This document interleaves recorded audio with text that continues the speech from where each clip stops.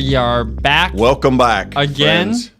Interestingly, Clint, we are continuing on with the same story, but our chapter verses change, which is an interesting little facet of this first chapter, second chapter story. Yeah, I wish I knew the history of this. There is, I think, no contention that this first narrative, this first creation story, goes through verse 4 of chapter 2. I don't think, it's clearly a continuation of the story, and yet when chapter and verse were added, they somehow felt led to make this division before the first story ends.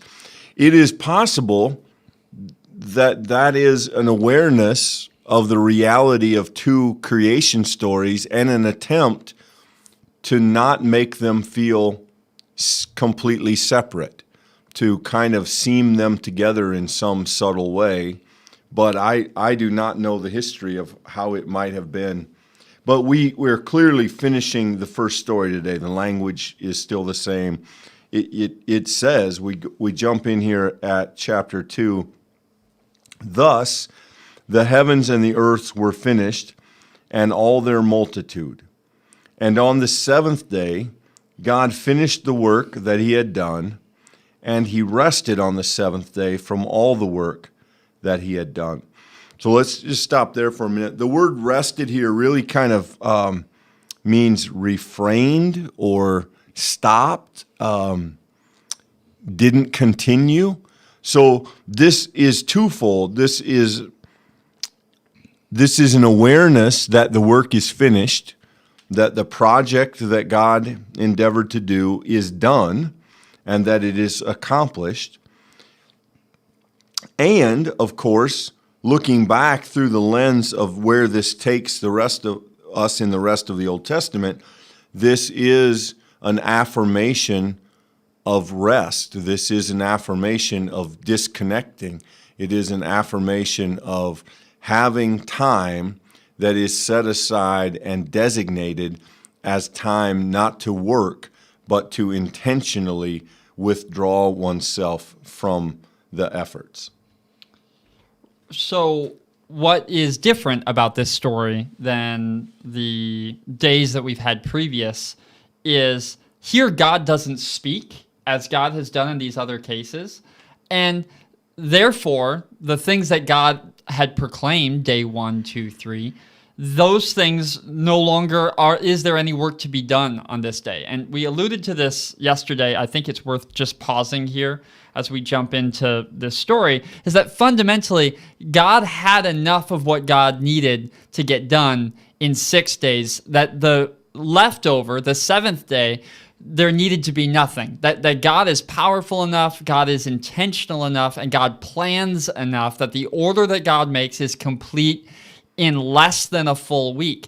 That is the order process that's interesting to the writer. But to your point, Clint, this is where we really discover why this shouldn't just be read as a scientific manual or a blueprint for creation. Because here we begin to understand the spiritual lesson that's intended for us, the reader. As we come to it now, we recognize, wait a minute, this day-by-day process is reflective of a day-by-day life. That in our own ordering of our own lives, there's supposed to be a rhythm. We begin to recognize that this image of God business that we had in day 6, this is now practical and intended to point us to a different way of living in our own actual lives today. So the point here is that we're seeing in this story not just sort of a building block blueprint for the way that God made things.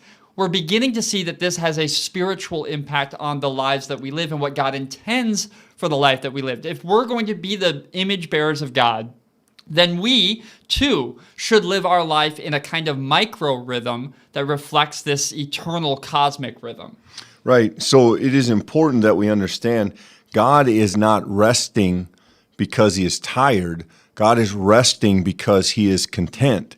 And the tellers of this story will connect that with our own cyclical, seasonal, weekly rest. rest here is not just a break from work or the product of fatigue.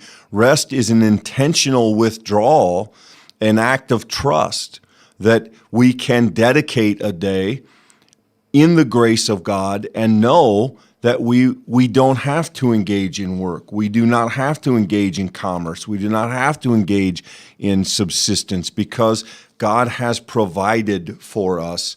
And as we move to the very last verses of this, I think we are easily reminded that this version of the story is rightly called the priestly tradition. I mean, who are the people who are going to care most about the idea of Sabbath but the priests? And so notice that as they bring the creation story to the pinnacle, it actually includes creation, certainly, but the highest, where it ends, the last word they give is the word of completion and the word of withdrawal. So let's continue here. Verse 3, so God blessed the seventh day. We've seen God bless things. Here God blesses the seventh day and hallowed it, made it holy, because on it God rested from all the work he had done in creation. These are the generations, the account of the heavens and the earth when they were created.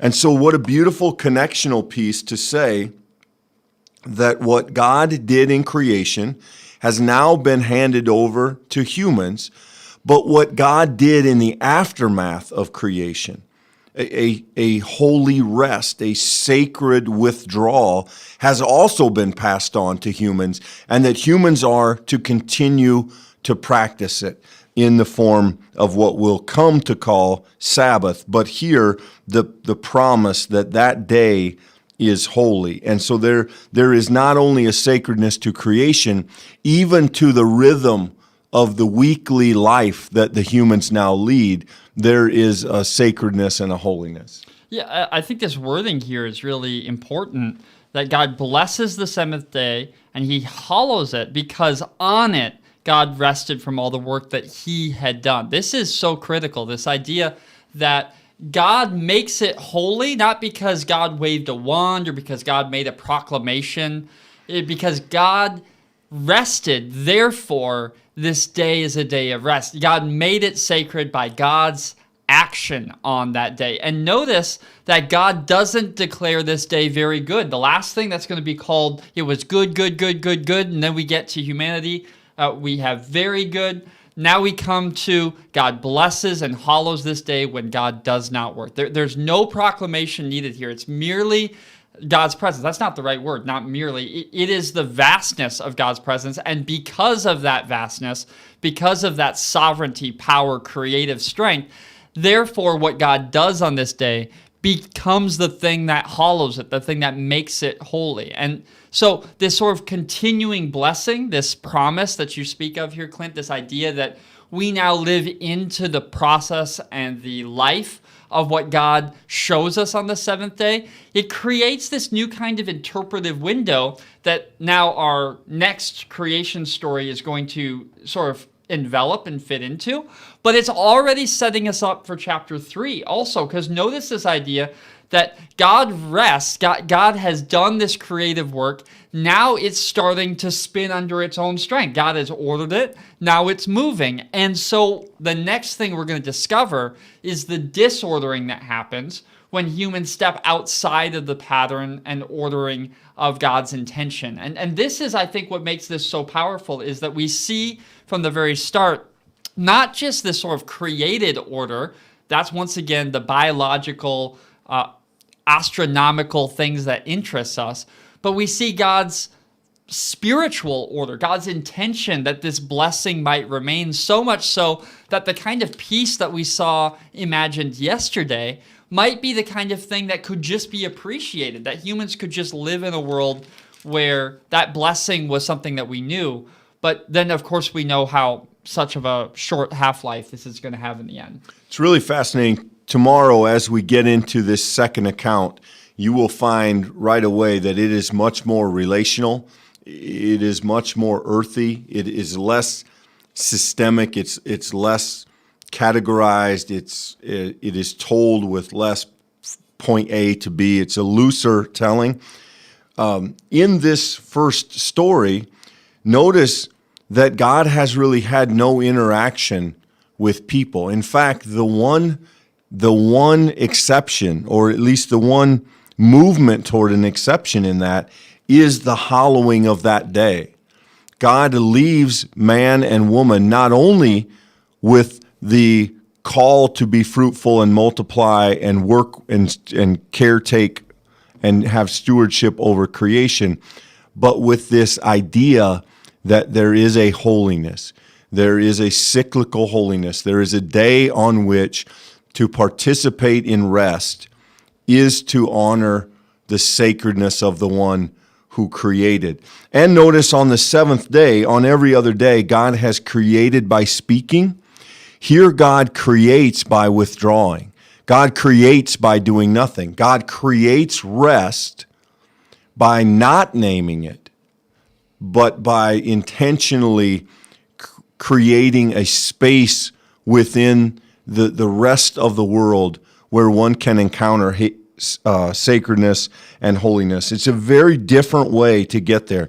The second story, that's much more apparent. There's a very straight line between God and people. Here it is more inferred, and it is hinted at in ways that I think are expanded on and made much more clear as we move into tomorrow's story. Just very briefly, this is the kind of thing that we miss reading the Bible in English and not its original language. It's a thing that commentary points out here, and I think it's just worth noting. These are some of the things that add some of the real interesting sort of thought-provoking moves to Scripture. So this word that we have here where it says God created the world, that word gets used again in the Hebrew when God makes the animal skin clothing for Adam and Eve. And so it's a beautiful kind of connection where here God is finishing the good, very good, perfect creation of this world, and God will only begin taking up creating again when he starts reordering that world to accommodate the sinfulness of the people that live within it. So it's a small thing, but it's these kinds of things that I think point us to how deeply intertwined these texts are. The people who have cherished this, who have handed this down to us, the people who have curated and edited and given us these scriptures have thought very deeply about how these things connect. And I think it's things like that that are interesting to point out. So. Yeah, if you all have questions about this first story, please drop them in the comments or send us an email, give us a call, let us know so that we can address them the best that we're able. Otherwise, tomorrow when you join us, we will move into what many Bibles call another account of creation. It's the second version of the creation story we have in Scripture, and I think you'll find it. It's probably in some ways it's the story you think of when you think of the creation narrative. There are parts of it that you probably subconsciously carry with you. Most of us have mushed in our mind, we've mashed these two stories together in some way, but there will be pieces of this that you clearly know, and it will be interesting to see the contrast. Thanks for being with us, everybody. Take care.